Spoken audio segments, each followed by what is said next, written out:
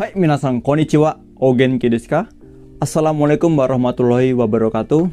Video kali ini aku akan membahas tentang suka duka tinggal di Jepang. Tahun ini adalah tahun kedua aku tinggal di sini dan bulan 11 nanti akan masuk tahun ketiga. Selama jangka waktu tersebut ada suka dan dukanya. Dan suka duka setiap orang itu berbeda-beda tergantung pribadi masing-masing. Dan tentu saja yang akan aku sharingkan pada kalian yaitu suka duka versi aku. Dan kita mulai dari dukanya dulu. Yang pertama, duka tinggal di sini yaitu harganya mahal. Barang-barangnya menurut aku sebagai orang perantau, harganya termasuk mahal. Kita ambil contoh seperti harga buah melon contohnya. Harga melon di toko, di supermarket, harga melon bisa mencapai harga 3.000 yen per pieces. Kalau di tempat aku harga 3.000 yen itu sekitar 350 atau 400 ribuan ya. Itu cukup buat beli atko kalau di rumah saya. Ya memang kalau orang Jepang itu membuat produk atau menghasilkan produk itu terbaik dari yang terbaik ya. Contohnya melon tadi.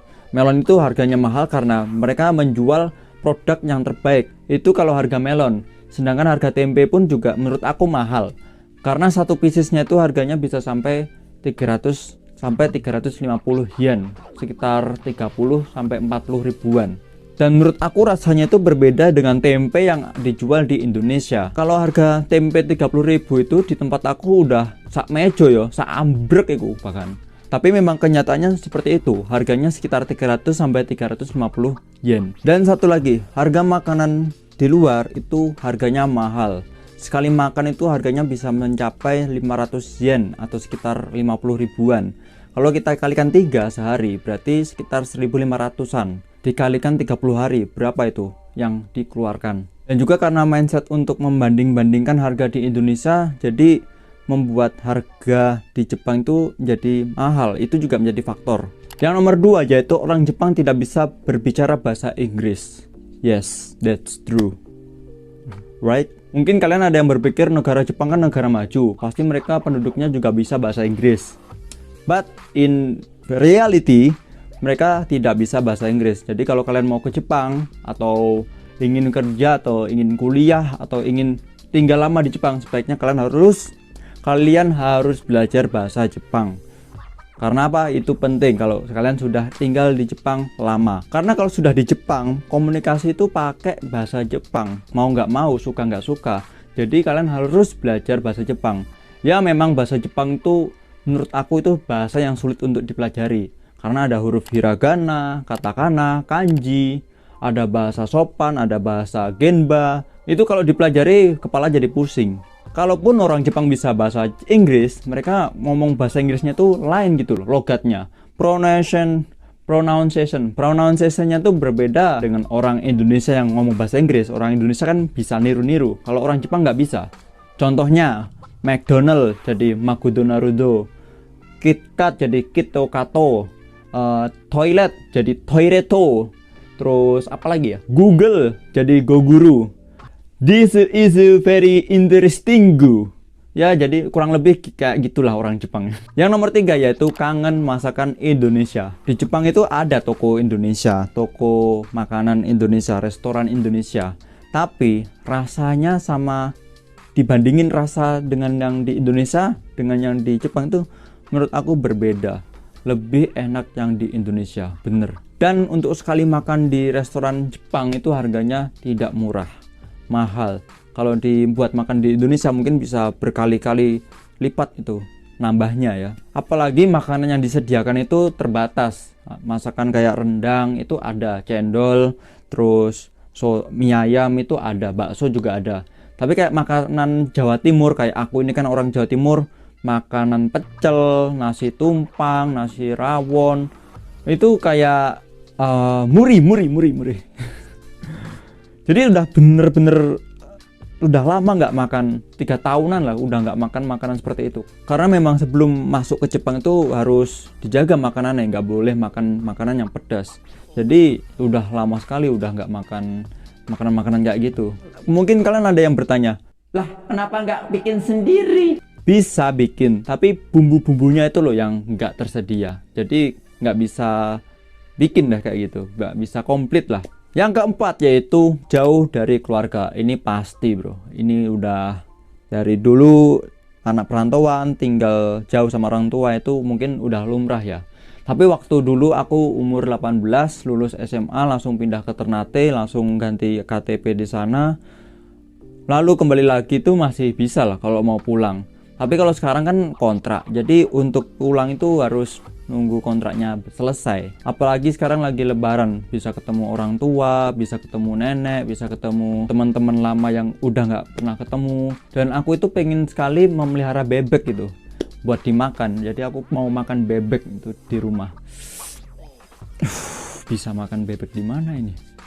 Itu beberapa duka tinggal di Jepang. Mungkin semuanya ada yang mewakili ya.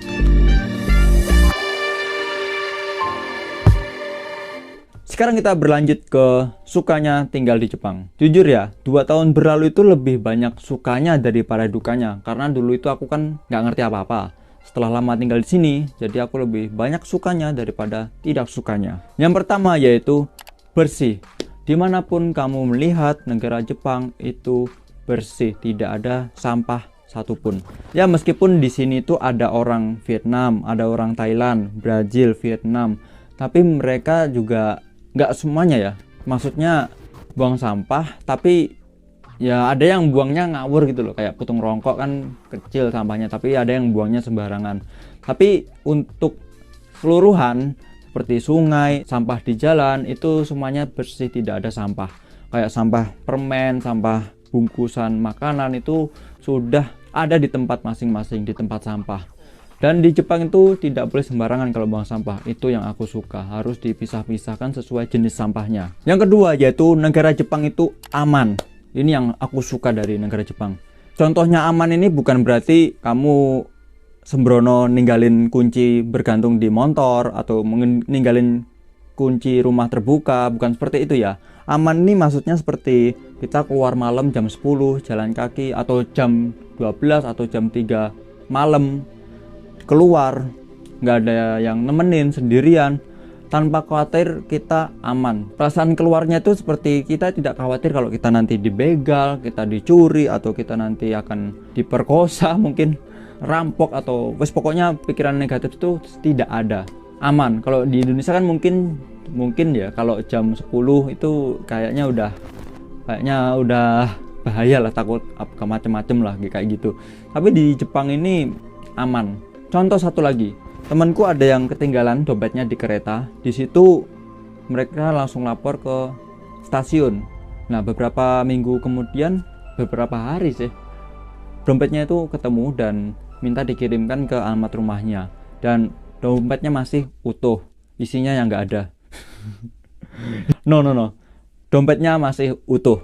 Ada juga yang kejadian HP, terus ada yang kehilangan dompet, tapi nggak semuanya itu kembali ya. Tapi after all mereka juga orang Jepang yang nemuin, mereka kembaliin ke Kobang. Kalau orang yang kurang baik ya, mereka pasti langsung mengambil tanpa mengembalikannya ke orang aslinya. Meskipun orang yang melakukan kejahatan di Jepang itu sedikit, tapi kita harus tetap waspada ya, tetap kunci rumah supaya kita merasa aman. Yang ketiga yaitu tepat waktu. Tepat waktu itu maksudnya seperti kalau kita sebagai pemagang ya, jadi di sini ada rapat, nanti ada ketemu sama bos jam segini, jam setengah 1, jam 1:30 kurang 5 menit itu udah ada di tempat. Biasanya kan kalau di Indonesia kan ngaret. Oh ya, nanti jam 9 ya, nanti acaranya dimulai jam 9:30. Kalau di sini kita kalau jam 9 mulai, jam 9 dimulai. Jadi buat kalian yang nggak bisa tepat waktu, belajar untuk tepat waktu kalau mau ke Jepang. Karena kalau udah telat 1 menit tuh kayak di sini tuh. Terus yang lain mungkin tepat waktunya bis. Pasti bis ya, meskipun telat 1 menit 2 menit masih dimaafkan lah.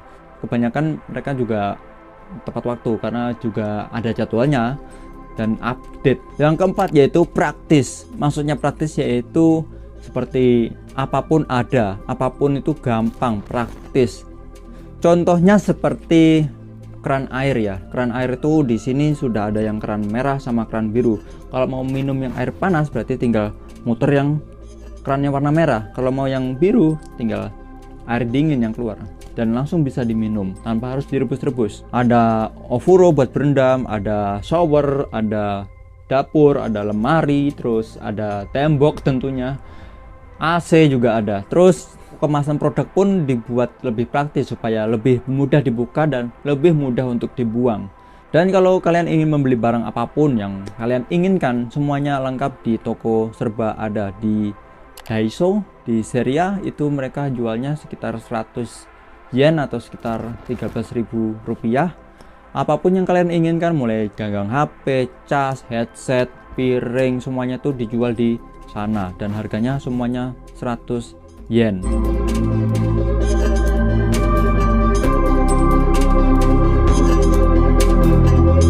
Demikian video kali ini, semoga bermanfaat dan selamat Hari Raya Idul Fitri 1442 Hijriah. Mohon maaf lahir dan batin dan sampai jumpa di video berikutnya. Salam Genki.